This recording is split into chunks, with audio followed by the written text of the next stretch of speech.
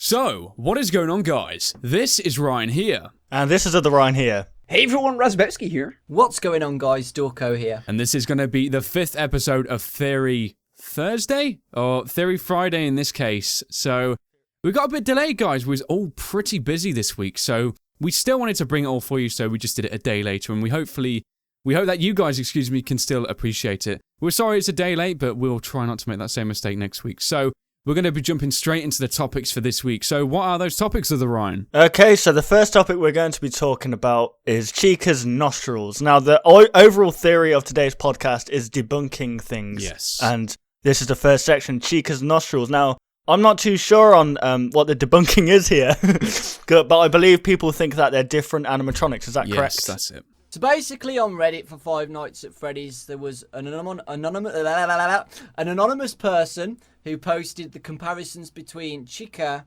from the past games and this Nightmare Chica, and he was saying that the other Chicas don't have nostrils because he was using pictures from the game where you can't see them. In the Five Nights at Freddy's 1 and 2 Chicas, their nostrils are very high up at the top of their beaks.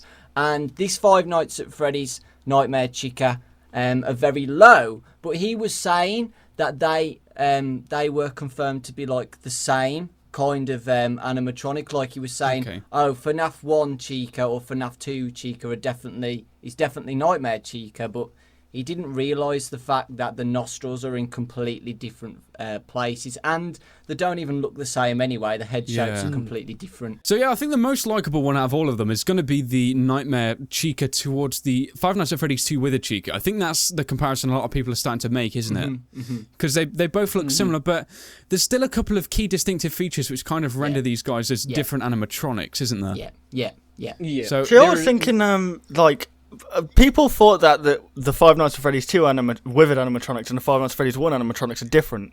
But I don't think they are they? They're just... Because they actually reused the Withered ones into Five Nights at Freddy's 1, didn't they? Yeah, they did change some features of them. Yeah, especially the Freddy character. Yeah. It's like a completely revamped one, and yeah. I think the Withered Bunny is the only one that's most likeable to the other two counterparts, because it seems like on the Withered Chica and the Withered Freddy, their heads seem to be very enlarged compared to their bodies. When you kind of compare it to the Five Nights at Freddy's 1 versions, where everything seems to be more in kind of a proportional scale. But the Bonnie character is the one which remains the most similar out of all of them. I think it's over time when we are comparing and contrasting the different generations, because we don't exactly know where how the Nightmare animatronics come in. So it's good that everybody's going around and comparing them all. But from the comparisons we've seen, we haven't seen any of these Nightmare animatronics before. Exactly. The heads are completely different shapes. As we're talking about here, the nostrils, just because they're not in a similar position, we've already established that the Nightmare Chica, the head is a different shape. It's a different shape from the rest of them. That's not something that's going to change over time. So it's just a different design, and the texture as well. We need to remember the texture of these Nightmare animatronics is very similar to spring traps and nothing that we've seen before. I suppose it's a good idea, the people kind of comparing that. It might be this animatronic and it's not. I suppose it might give you a judgment as to the time era of these Nightmare animatronics. I mean, the 87 is definitely a key component in it all, and a lot of people are linking the Withered guys to these new ones. So it's kind of helping us almost portray the fact that these Nightmare animatronics definitely do come from the era of 87, and that this seems to be the definite time era alongside the Withered guys. So these could be like a previous build just before, and that's maybe where the inspiration came for these Withered guys then, because they do look awfully similar in their overall design. Yeah.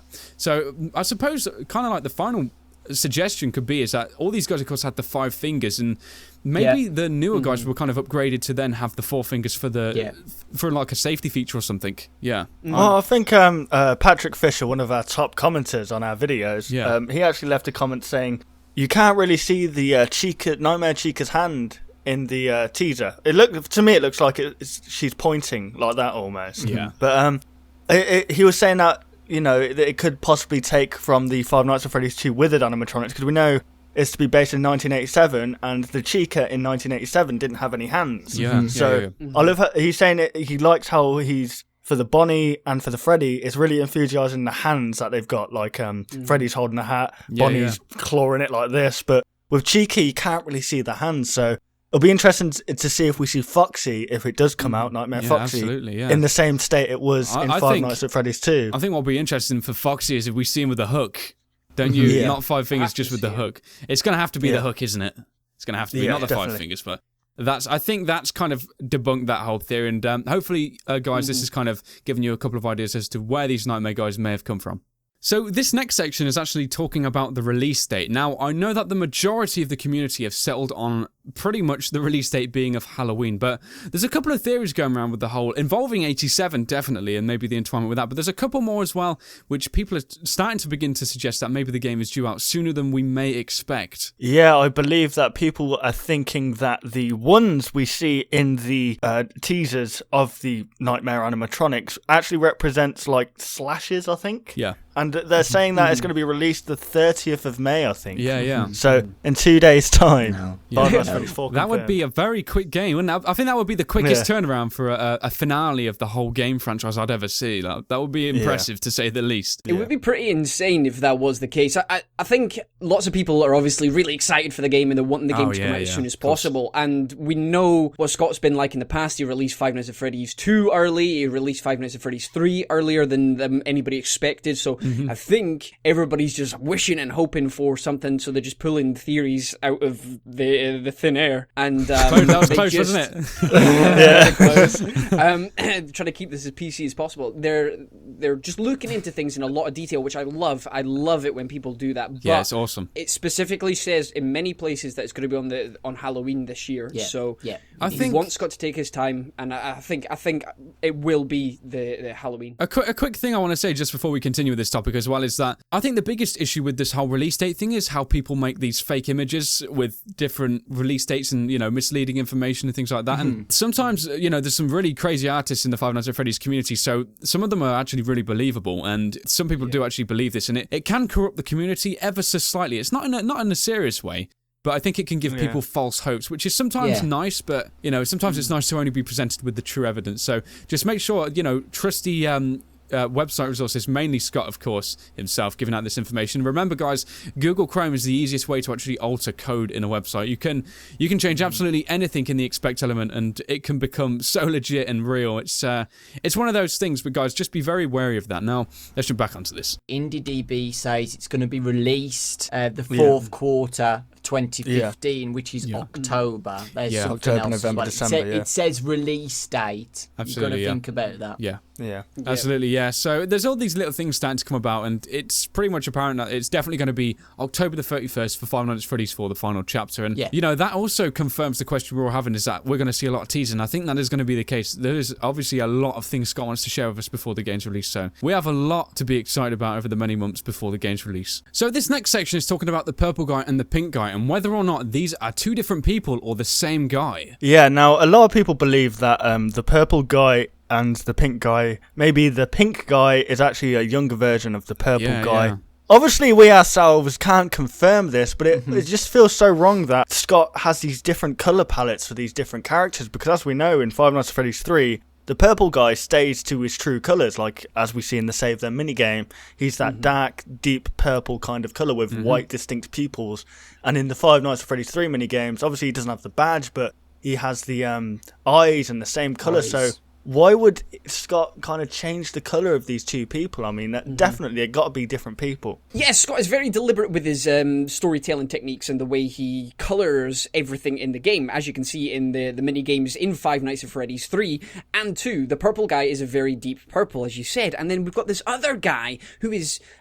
he's very much a lighter shade, which is just a little strange. He wants... If he wanted them to be the same guy, if he wanted them to be exactly the same guy, he would use the same colour over and over again. He's very deliberate, he's very clever with them.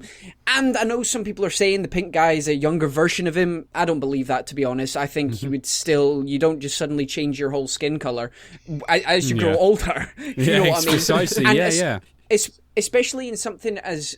Because it's got no text, you've got no text, it's visuals only. The easiest way to associate one person with another person is to have them looking exactly the same. Yeah. So, the pink guy, in that way, has to be different. I know a lot of people are also saying that he could be The purple guy is when he's got the job there, and that's his uniform. So it's the purple. Whereas if it was the pink guy we saw killing the first child, the puppet, then would he not have the same colour head but the purple uniform on? So you would still see his head, it's the pink, and the body would be the purple. And I am done. Great, yeah. I think going off that as well, we have to think about the FNAF 2 and the 3 version, because the purple guy is the same colour, even though shots we see in Five Nights at Freddy's 2 is like 1983, 87. I can't remember the exact. It might be 87. Excuse me, but Then we see the establishment closed down. That is Five Nights at Freddy's 1, and that's like 10 years later. But the purple guy is still the exact same colour, and yet we see this pink guy, and there's a lot of connotations linking this pink guy to a different character altogether, as opposed to this purple guy. And I think one of the most obvious things is in Five Nights at Freddy's 3, we know the purple guy to still definitely be alive, but in the parts and services room, there appears to be some kind of skull on the table. So this skull could actually be maybe the reminiscence of, could be the pink guy or possibly another character. I've just thought about that, Ryan. And Raz, you remember doing some guy hacked Five Nights at Freddy's 2? Yes. And there was a skull. Do you remember that? And it said Mike's. It said Mike. Yeah. Yep. Oh, really? If this is from the FNAF 1 establishment, you never know. That could be Mike's skull. But anyway, the differences between Pink Man and Purple Man as well. They've got different head shapes, and if you actually compare them with each other, they're actually different heights as well. They do have different similarities, let alone the colour and the eyes as well. Yeah, absolutely. The pink guy's a lot stockier as well. Yeah, I think he's got bigger shoulders. He lifts. Purple guy's very. he's got. Goes to the gym. Yeah, the purple guy's a lot slimmer, isn't he, in his overall design?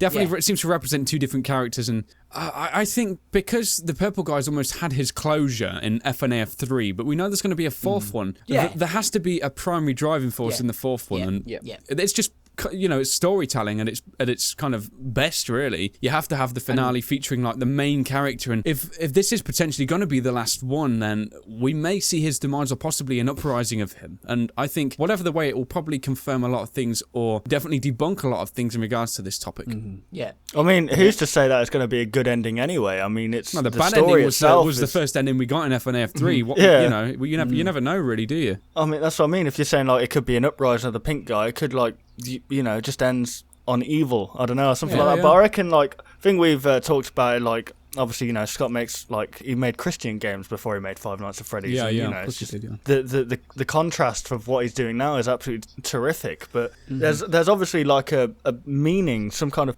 It wouldn't surprise me if we found references of the story in Five Nights at Freddy's to references in the Bible or something like that. Yeah, we've done that before, haven't we? Yeah, there's been many things we've found before. So I think confirming that, I think maybe each of the games may have some kind of deeper message entwined with them. And I think maybe the fourth one might almost entwine them all. And it might create some really kind of proof-worthy links with it all. And I think that's going to be really interesting about the fourth one. But I'm really interested for the fourth one. Whilst the gameplay is like a really good factor of the FNAF series, I think the story has become something so much more than what most semi-indie / AAA games have become. I mean, it's not got the time to develop the FNAF 4 series for it to, I suppose, be branded as a AAA, but the storyline within is really in depth. Okay, and so to finalise, we're going to be talking about film teasers. Yes, so this is actually a section that Raz really hates. I don't like it either, to be honest. Let's let those two elaborate. Let's hear it. Yeah. Well, basically is a lot of people have been thinking and are still thinking at times that the teasers on scottgames.com are linking to the film as opposed to a Five Nights at Freddy's 4 game. I don't know if they're new people to the channel or new people to discover the teasers themselves. I'm not putting anybody on blast here at all. It's mainly just the thing, just to clear up the point that the teasers on scottgames.com for Nightmare Freddy, Chica, and Bonnie, they're definitely for the game. If you try and save the picture by right-clicking on it, it saves as 4, and if you go onto indiedb.com, you will see that they're linked for Five Nights at Freddy's 4, the final chapter. Exactly, yeah. I think it's an interesting idea to kind of be posting these film teasers on the website, but the rights to the film is actually with Warner Bros, isn't it? So he wouldn't be in charge of marketing or advertising. Exactly. They may give him some rights to do it, but that's probably very unlikely. They'd want to do it. They've got their own marketing team. They've got their own driving force behind it all. They'll put fucking Bonnie's face, tits. And again, Bonnie's face on a bus, that kind of thing. Yeah, it's a totally different form of marketing. I mean, Scott has primarily used his website for pretty much all of his games. He's used it for games before Five Nights at Freddy's as well, and it's become a tradition now to see these teasers before the game's release. So it'd be a bit of a drastic change to know that there's this fourth game coming out called Five Nights at Freddy's 4, the final chapter, and then he starts posting some film stuff now. Especially, it might be very confusing, especially with the series being at its highest point. I think that it's going to be out with, of course, the finale. This is it, and I'm pretty sure Scott doesn't want to confuse anyone. He wants to keep it very kind of a straight message, I suppose you could say. And I think it's all definitely veering towards the next game. The art style seems the same. It just, so many factors are kind of limiting it to only be based on the game. There's too many factors for it, and there's pretty much none against it, really. Yeah. Well, I was going to say, I mean, we've studied media, Ryan and I. Ryan more than I, obviously. But it takes a long time to make a film. And the fact that it's only just been announced that they're only starting to write the film... Yeah. It's probably going to take is the longest portion aside from post-production, I think. Yeah, definitely. Yeah. Then there's filming and just editing, special effects, stuff like that. It'll probably be out at the earliest. It will probably be out early next year. No, well, I mean, when you think about it, I think a good example is for those of you guys who actually know of the Angry Video Game Nerd, he had been doing a film for a long time. It took him around 18 months, and he's one of these kind of indie developers too, and he got his name out, but it took him a long time to make the just the content still. A lot of the shots will take a long time to perfect, and especially with these nightmarish animatronics, I can imagine this is going to be a lot of VFX and visual effects kind of incorporated, and that is what takes the longest time out of everything. One final point as well, real quick, is a lot of people are thinking, just because it says final chapter, they're thinking that this is the end game in the series, but there could potentially be games before it. As in, Five Nights at Freddy's 4 isn't the final game because it says final chapter. They're believing it's like the end of the story, so he'll release Five Nights at Freddy's 5, the prequel, or Five Nights at Freddy's the beginning. It actually says on IndieDB.com as well. NDDB. That's the one. Yeah, it sounds very strange to say. Yeah, it is. Because I'm confusing it with another site. It does say on his IndieDB page that this is the final installment as well. So it is the last game. Yeah. So there we have it, guys. That was an interesting discussion. It was a different take on what we normally do as well, with the Nightmare Foxy being a little bit delayed. So we speculate anyway, but we hope you guys did enjoy. There's been a lot of rumours and speculation going around the community currently. It's nice to kind of hopefully veer you guys off of the wrong track. For those of you who got a little bit confused along the way, and just bring you back onto some of the harder evidence and just things that we already know. And we hope you did enjoy the video, guys. Be sure to comment down below if you did. And if you're new around here, why not subscribe to each of our channels, because we make some great content. And yeah, thank you very much for watching the video, guys. And we hope to see you on the next week's episode too. Goodbye, everybody. Goodbye, guys.